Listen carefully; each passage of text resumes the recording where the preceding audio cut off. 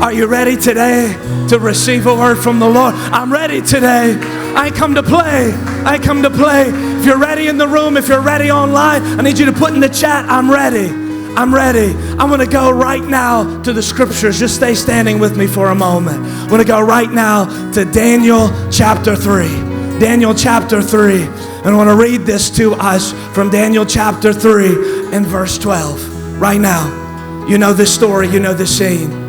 Daniel chapter 3. Shadrach, Meshach, and Abednego. You know the scene. They've been serving faithfully in a land that they were not from. Strangers, foreigners, couldn't figure out everything that was happening and why it was that they were there in this moment of exile. Here's what the scriptures say. Daniel chapter 3 verse 12. But there are some Jews who you've set over the affairs of the province of Babylon, Shadrach, Meshach, and Abednego, who pay no attention to you, your majesty. Because sometimes when God has captured your attention, I don't have a lot of spare time to give to other people's opinions.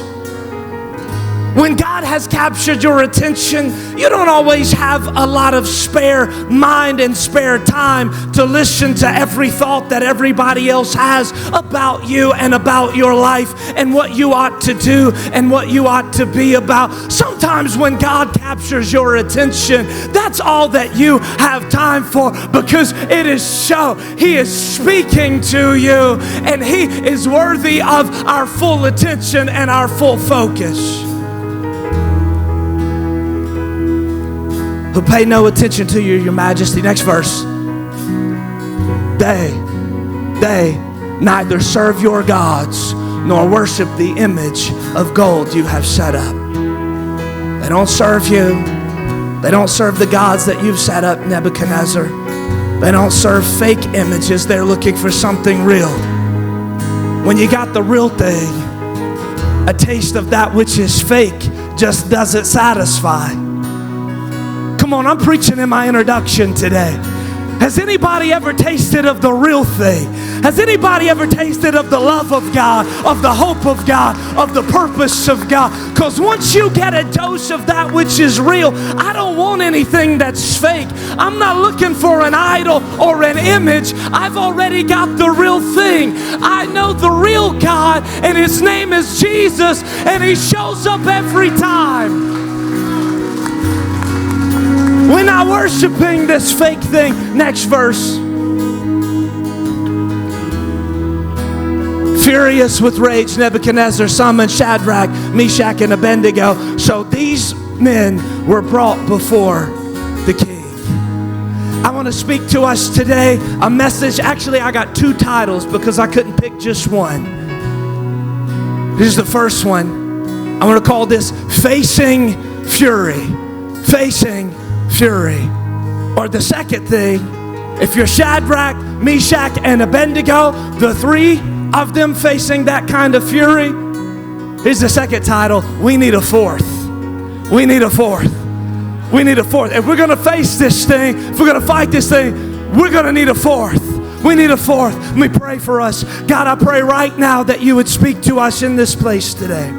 God, I pray that you would work, that you would move, that you would have your way in this place and beyond this place today. God, I pray that for those listening in and watching online, God, would you speak to them, meet them where they are right now in this moment, Jesus. It is in your name that we pray. Amen and amen. You can have a seat in the room if you're watching online. You may have been sitting the entire time, but regardless, welcome into this moment. Whenever I speak from and teach from stories like this that are so common to us, sometimes it is quite challenging because you already know likely the end of this story before we ever even dive into the beginning of it. Shadrach, Meshach, and Abednego, Hebrew boys when they're sent into exile in Babylon. No point of reference for what was happening in their lives and in the surrounding world from a cultural standpoint. No understanding of language, no understanding of the systems, no understanding of education and training, no understanding of all of those things that so often that those who were Babylonian in upbringing would have already been familiar with. They're there in exile. And one of the amazing things about Shadrach, Meshach, and Abednego is that even though they were far outside of their comfort zone and far outside of that which was normal, they learned, they studied, they became educated. They became well-versed in the language that was utilized around them.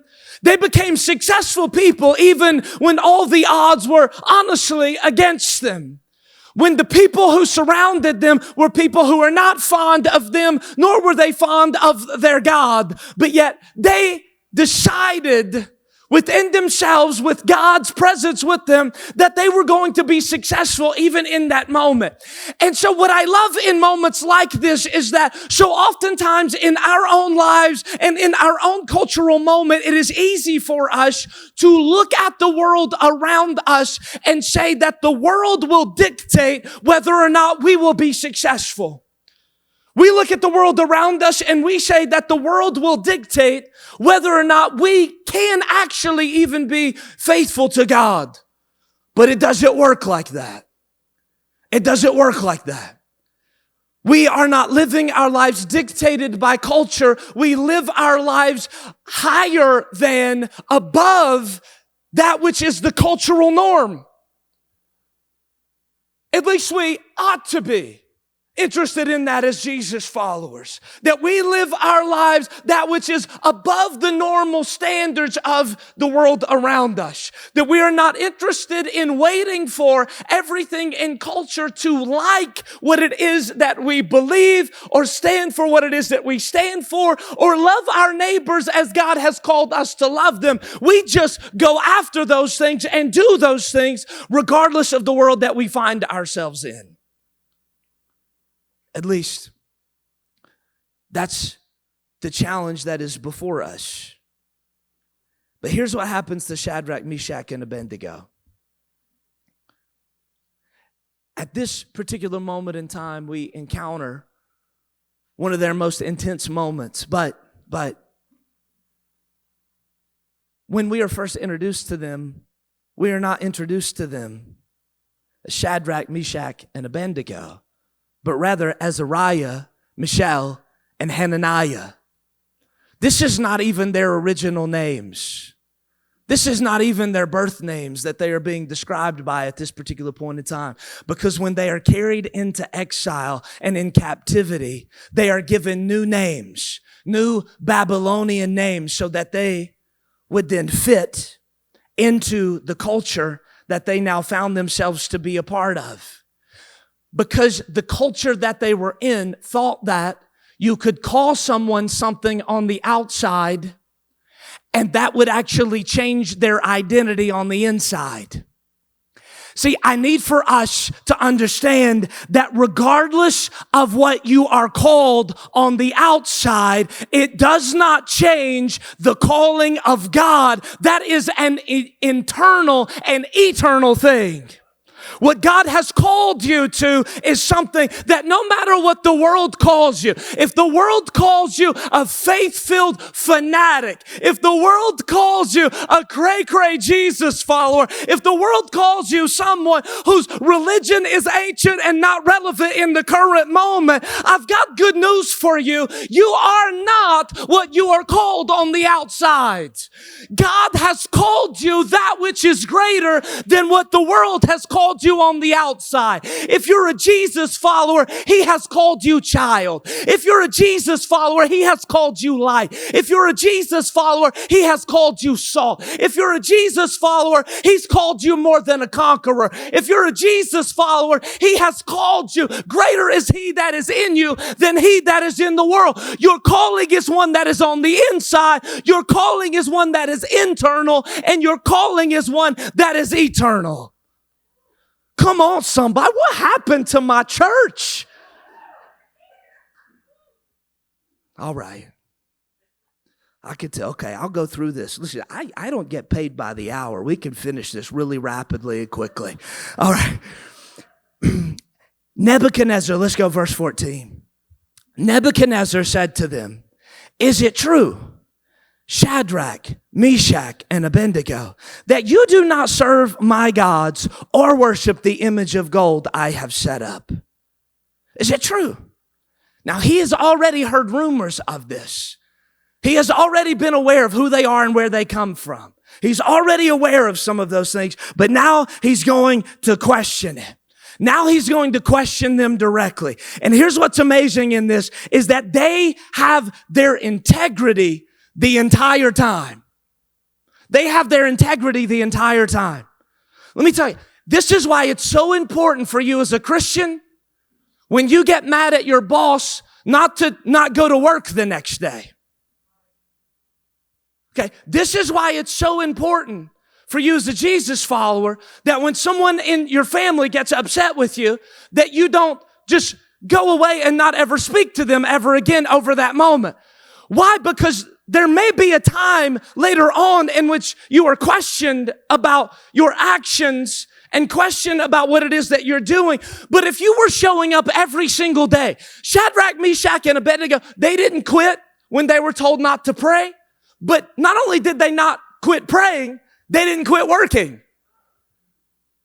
They kept showing up.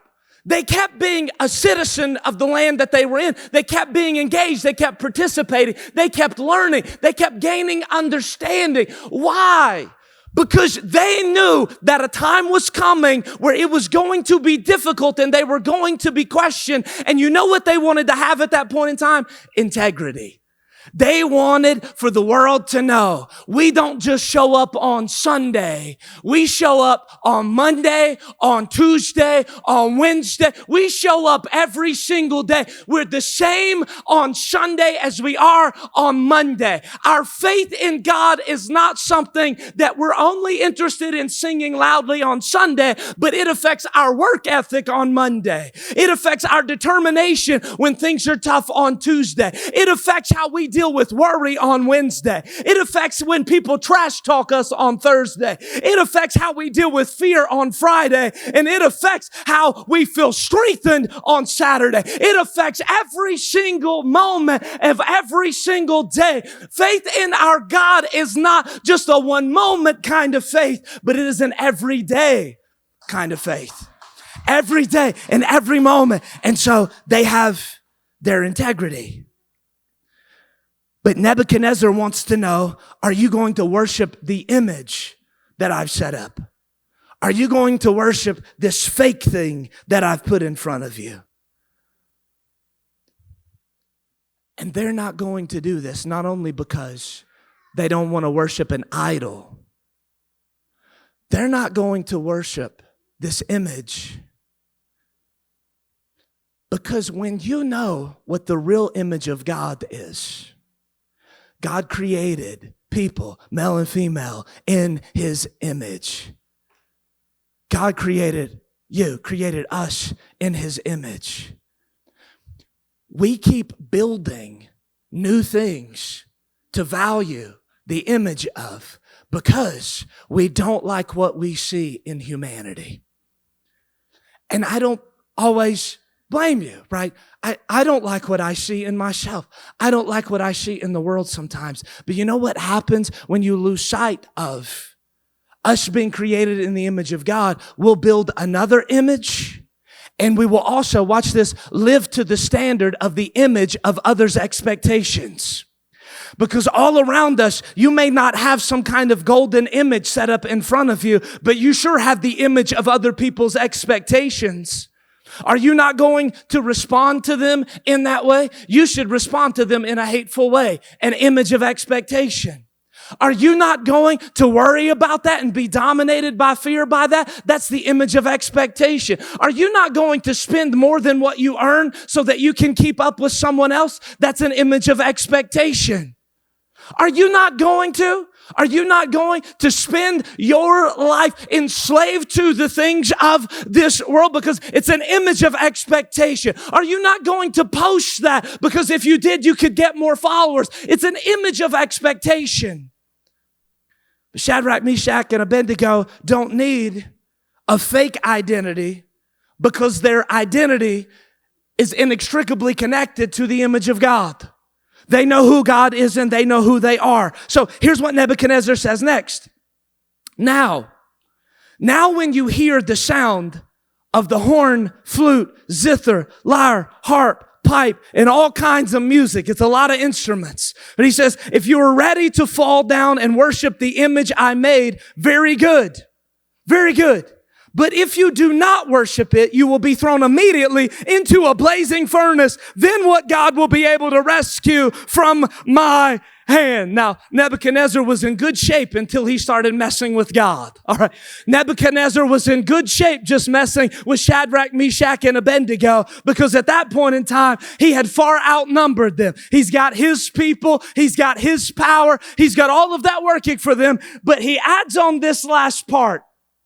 When you start threatening God, you're in a whole different kind of place. You're in a whole different kind of position. Could God ever mess with me? Could God ever do anything to cause me to lose what I have or to lose my power? It's a dangerous proposal. It's a dangerous place to be in. But here's what I want for us to see in this. Did you notice the way that Nebuchadnezzar is interacting with Shadrach, Meshach, and Abednego? First, he says, see, look at the image. Look at the image of gold. Look at the image of this statue I've placed before you. Look at this expectation.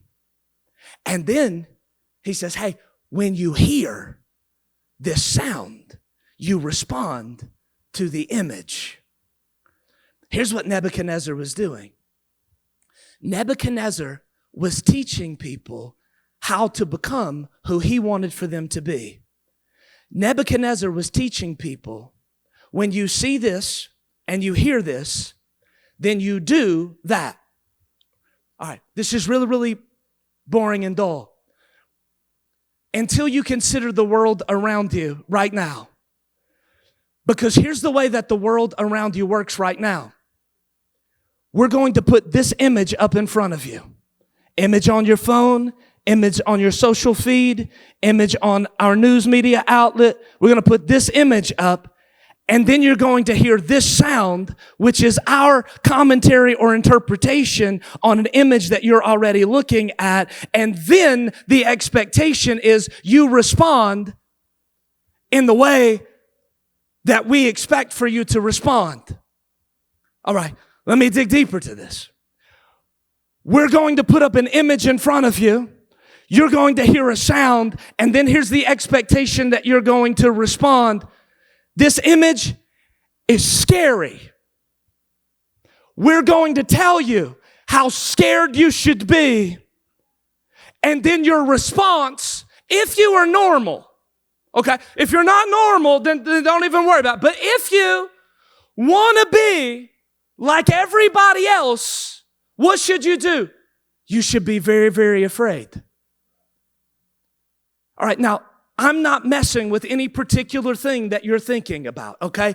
I'm not propagating a conspiracy theory. I'm propagating to you and teaching you how your mind works in regards to what people want to get from you, okay? That's all. If you get angry with me about any of this because you think that I'm dabbling in something here that's weird, please don't do that. I'm simply trying to teach you. Here's what people do to you all the time. It's called triggering, all right? It's why people post stuff on their social media platform and say something knowing that you're going to respond. Because they want for you to respond, because you responding validates the reason why they posted it to begin with. It's the reason why at work people walk up to you in your cubicle or in your office and say, hey, did you hear about so-and-so today? They didn't show up for work on time. I bet they have some kind of disease. I bet their marriage is falling apart. I heard that their kids didn't get into the school they wanted to get into. I heard that they were getting a pay cut. I heard they might not ever come back again. I heard that they were losing their mind. I heard they were late because they had to go see a counselor. I heard this and I heard that. And so they put an image in your mind and then they feed you words with an expectation that you're going to respond how? With negativity. Right now, all around you, all throughout this year, people like me have done this. And I've just recently become aware of this. You know what I've done all throughout this year? I have referred to 2020 with a negative tone. And who could blame me, honestly? Right? When I mentioned 2020, I'm like, man, what a nightmare, right? What a disaster. We turned to one here at NCC, and then all of these things hit and all of these things happen, and we're making as many moves as we can, and we're doing everything that we can. But I started to speak of it in negative terms. You know what happens all around you right now? Image about 2020, negative words about 2020. With what kind of response is the expectation? A negative response. Because if you are positive in a season that is full of negativity, you're not meeting the expectation of everybody around you. And I started to realize, wait a second, I am not here just to be positive, and I am not here to just be optimistic. But you know what I am here for? I am here for, even in moments where everyone shows negativity and speaks negativity, what's my response? My response is still hope. My response is still hope. My response is, my hope comes from the Lord. Where does my help come from? My help comes from the Lord. And He is still here, and He is still working, and Jesus is still alive. Even though He died on a cross, He rose on the third day. That's who He is, and that's who He still is. So you see the connection.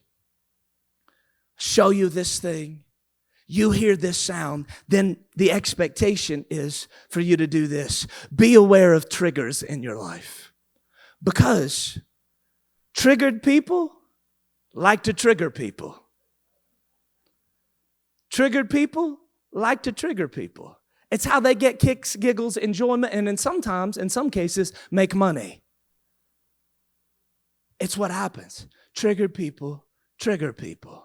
Be aware of the triggers, because all of us have some. Okay? All of us have those things. All of us have those things that we can see and hear, and whoosh, it creates unhealthy fear. It creates unhealthy anxiety. It creates unhealthy worry. It creates unhealthy thoughts about other people. It creates all of those things. And I'm not telling you to bury your head in the sand, but I am telling you, when enough is enough of staring at the image and listening to the sound and pouring all of that into your mind and into your heart and watching it dominate your soul and the expectations of your life. I have different expectations about what God can do and wants to do in my life in 2020 than what I see and what I hear from every other source in the world. So, Nebuchadnezzar, not only was he triggered, and not only was he triggering them, but then he moved to that place where he is threatening them, because he's threatening them into thinking and doing that which is what he wants for them to do. I will threaten you. Because when people don't see results in your life like what they want to see, through triggering you, they'll threaten you. They'll threaten you. If you don't do what I want for you to do and think what I want for you to think, I'm eventually going to threaten you. Threaten to cut you off. Threaten to not be your friend anymore. Threaten to fire you. Threaten all kinds of whatever way that they could possibly threaten you, they will do that.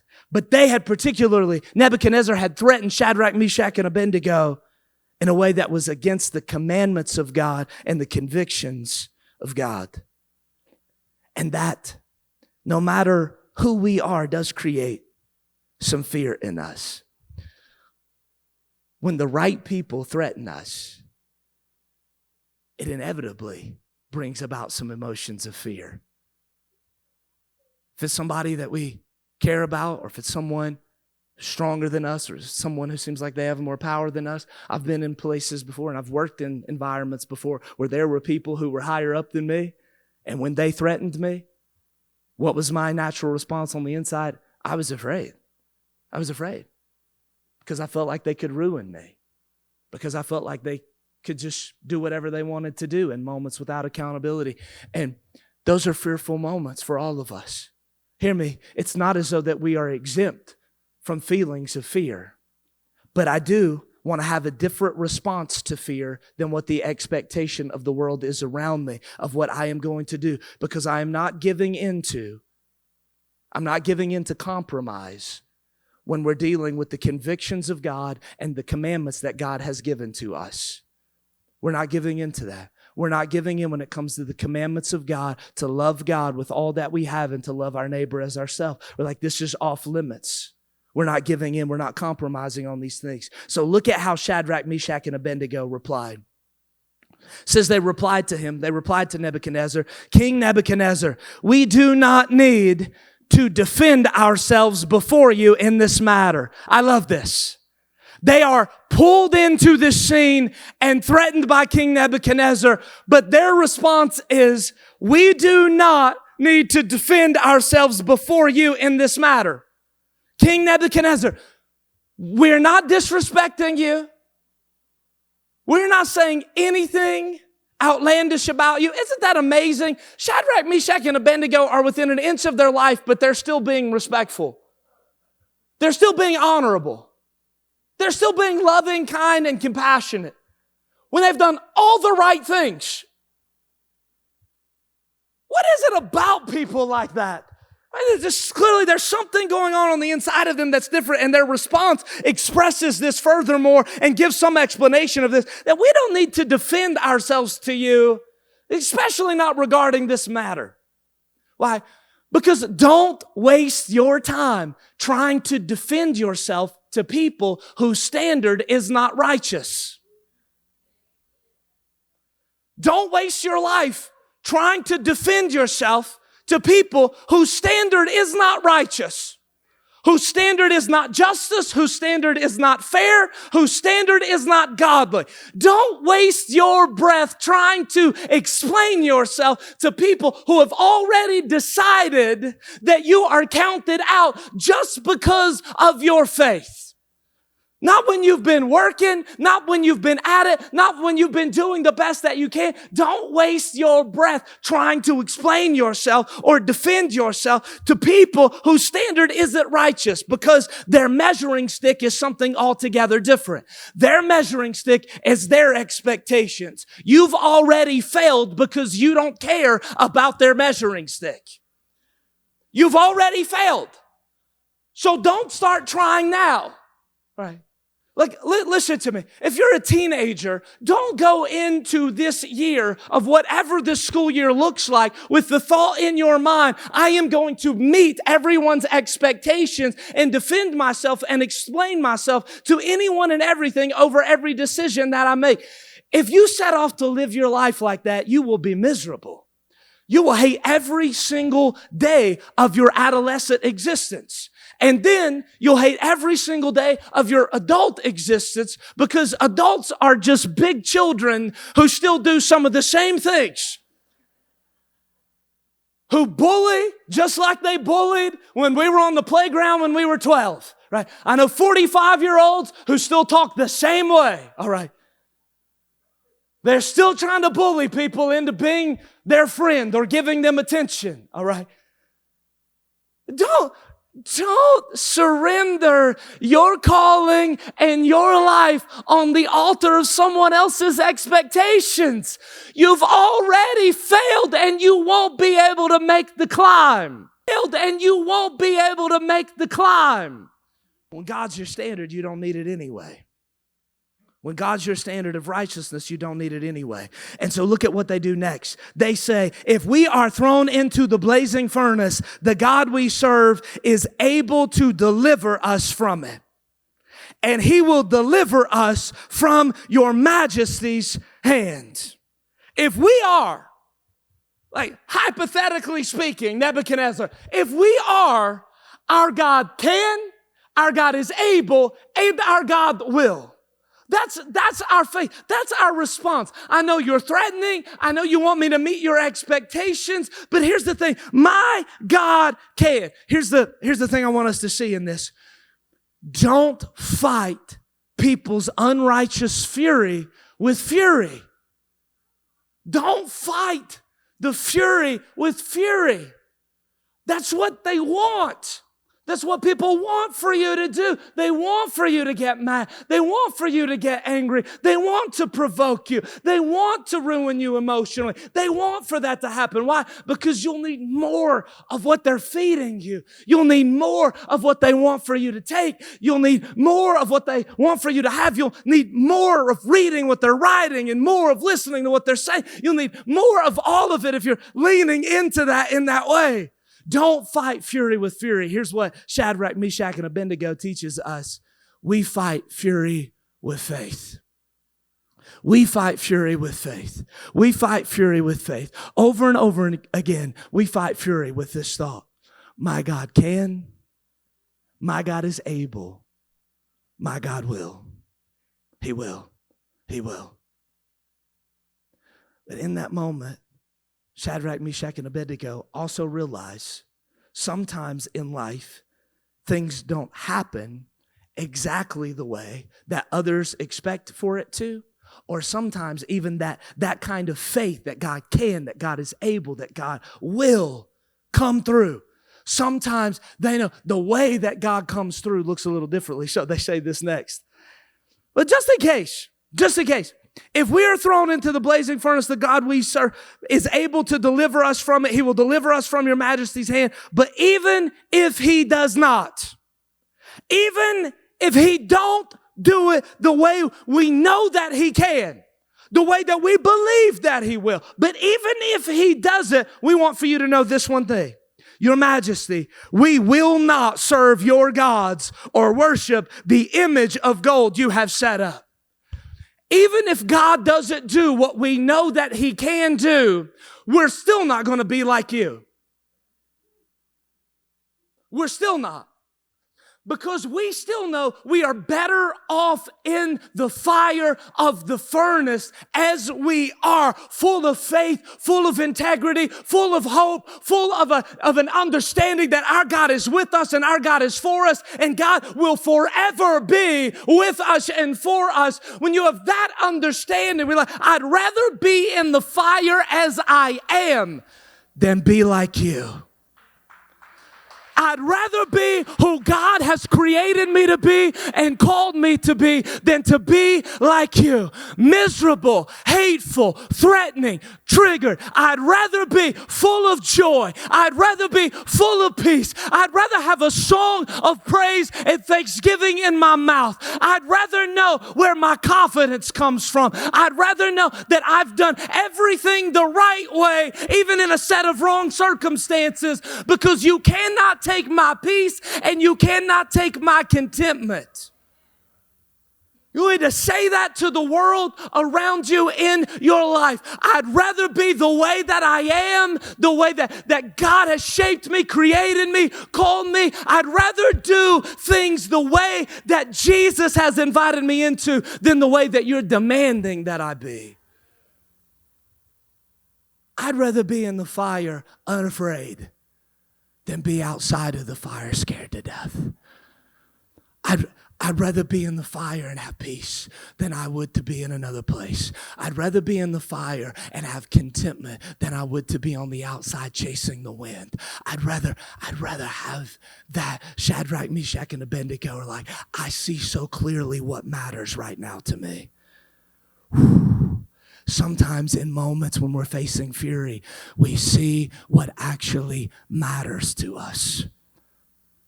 We see what actually matters most. This year, friends, if anything at all, if you can't see what matters most after earthquake, hurricane, tornado, pandemic, scare tactics, strategies, if you can't see what really matters most right now, you're missing the opportunity of this fire that's in front of us. You're missing the opportunity of what's in front of us right now, because you can see so clearly what it is that matters most to you. I don't have to try to defend myself. I trust the defender. I don't have to try to fight fury with fury. I have faith. I don't have to bow to this. So here's what happens. Then Nebuchadnezzar was furious. Interestingly enough, that's how he was when we began this scene. Sometimes people who are just ticked and angry are going to be ticked and angry no matter what you do. Just go on right ahead and do the right thing, because they're going to be the way they are no matter what you do or say. Do the right thing. Do the good thing. Do the next Jesus-like thing. And don't worry about how they're going to respond. He's already decided, I'm ticked, I'm furious, I'm angry. But look at what he says. Then Nebuchadnezzar was furious with Shadrach, Meshach, and Abednego, and his attitude toward them changed. Wait a second.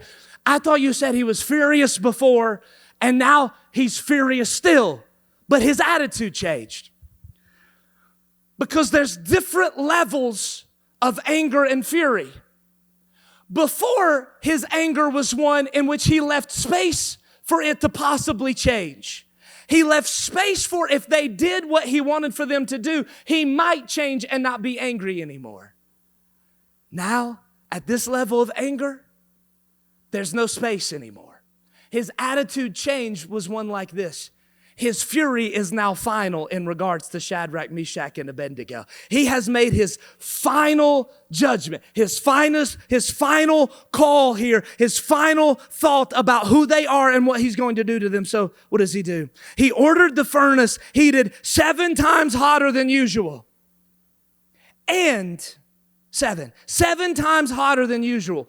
And commanded some of the strongest soldiers, turn up the heat, bring in the stronger levels of intensity, bring in the strongest threats, bring in all that we have, the strongest soldiers in his army to tie up Shadrach, Meshach, and Abednego. So this is the final scene, the final call, and throw them into the blazing furnace. So these men, wearing their robes, trousers, turbans, and other clothes, were bound and thrown into the blazing furnace. The king's command was so urgent and the furnace so hot that the flames of the fire killed the soldiers who took up Shadrach, Meshach, and Abednego. And these 3 men, firmly tied, fell into the blazing furnace.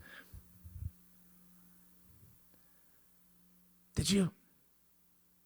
Who got burned? Who got burned? Look at me. If you are hell-bent on burning everybody else, eventually you're going to get burned. And I mean that in the most loving way possible. If you live your life to burn everybody else, or if you're living your life right now trying to burn somebody because they didn't meet your expectation, they didn't do what you wanted for them to do, they promised to be faithful to you and they're a cheater, they pray all of these grand glorious things, they said they'd always be your friend and be by your side, but now you can't find them and they changed their number and they deleted their Facebook account. I don't know where they are now. They said they'd always be with me, but I'm telling you, if you live your life to burn people, eventually you'll get burned, because unbridled fury backfires.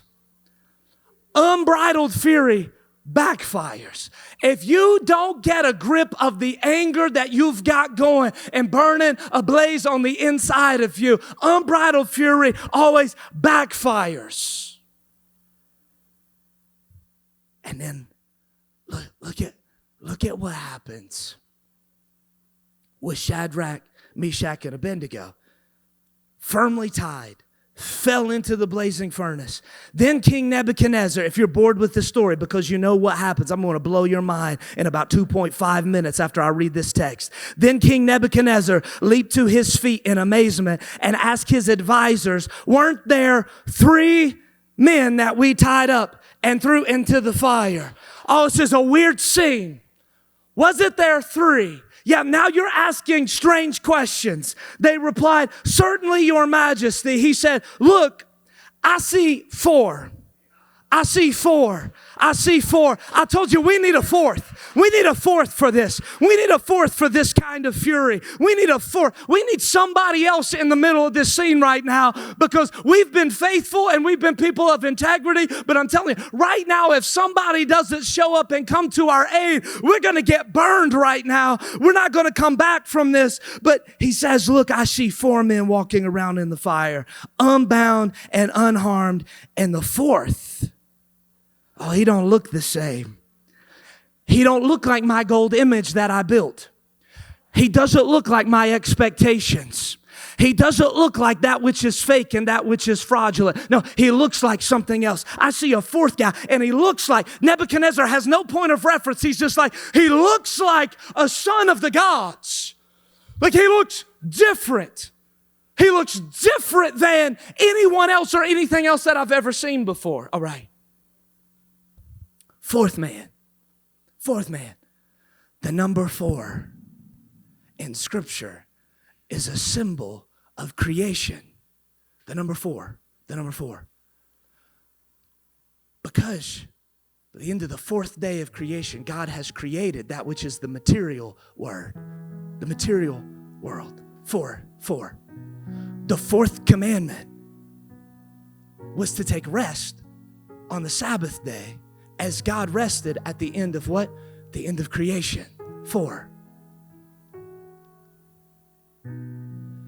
You know what the 4 elements in the material creation created in the first 4 days? Don't get so worried about if they're literal days or not. You're going to ruin the whole illustration. I don't care how long they are. Don't miss this. 4. You know what the 4 elements were? 4. Earth, water, air, and fire. Shadrach, Meshach, and Abednego. It's not accidental that there were 3 of them. It's never an accident who's there. Even when the fury comes, it's never an accident. It's never an accident. There were 3 so that when God showed up, and some people believe this is an early Jesus appearance. There were 3 so that when the 4th showed up, the 4th could demonstrate that the 4th shows up and brings favor to recreate even in the fire. There were 3 so the 4th could show up, so that when Jesus shows up in the fire, he could demonstrate to Nebuchadnezzar and the entire world, I done made this stuff long before we got here. I made this long before you planned to misuse it. I made this long before you made the mistake that you made. I knew this moment was coming long before we got here. I'm the 4th. I've come even into the fire to bring favor to you. I can recreate something out of the fury and something out of the fire that nobody else knew possible. I'm the 4th. Oh, it's better than that. When Jesus died on the cross. It was prophesied, predicted that they would cast lots for his clothing after he died. John's Gospel, chapter 19, lets us know when they divided them 4 ways. 4. And underneath, there was one seamless robe, one seamless tunic, one seamless garment that he had on underneath all of this. Because even when you face death, even when the world divides you and pulls you apart, even when it looks like it is final and it looks like it is finished, because the world has done made up their mind about you, that you'll never recover from this, that you'll never move past this failure. Even when they've divided you up by four, there is one that holds all things together, and his name is Jesus, and he is not finished. Even in his death, there is meaning and there is purpose.